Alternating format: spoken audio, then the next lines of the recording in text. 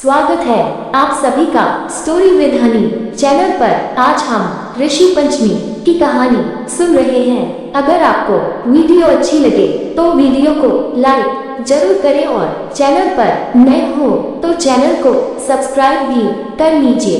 एक समय राजा सिताश धर्म का अर्थ जानने की इच्छा से ब्रह्मा जी के पास गए और उनके चरणों में शीश नवाकर बोले, हे आदिदेव, आप समस्त धर्मों के प्रवर्तक और गुण धर्मों को जानने वाले हैं। आपके श्रीमुख से धर्म चर्चा श्रवण कर मन को आत्मिक शांति मिलती है, भगवान के चरण कमलों में प्रीति बढ़ती है। वैसे तो आपने मुझे नाना प्रकार के व्रतों के बारे में उपदेश दिए हैं। अब मैं आपके मुखारविंद से उस श्रेष्ठ व्रत को सुनने की अभिलाषा रखता हूँ जिसके करने से प्राणियों के समस्त पापों का नाश हो जाता है। राजा के वचन को सुनकर ब्रह्मा जी ने कहा, हे श्रेष्ठ, तुम्हारा प्रश्न अति उत्तम और धर्म में प्रीति बढ़ाने वाला है। मैं तुमको समस्त पापों को नष्ट करने वाला सर्वोत्तम व्रत के बारे में बताता हूँ। यह व्रत ऋषि पंचमी के नाम से जाना जाता है।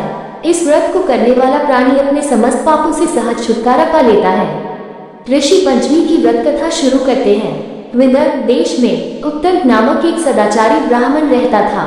उसकी पत्नी बड़ी पतिव्रता थी जिसका नाम सुशीला था। उस ब्राह्मण के एक पुत्र तथा एक पुत्री, 2 संतान थी।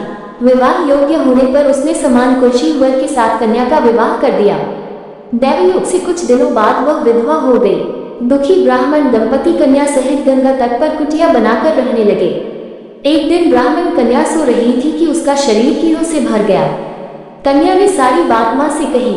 माँ ने पति से सब कहते हुए पूछा, प्राणनाथ, मेरी साध्वी कन्या की यह गति होने का क्या कारण है?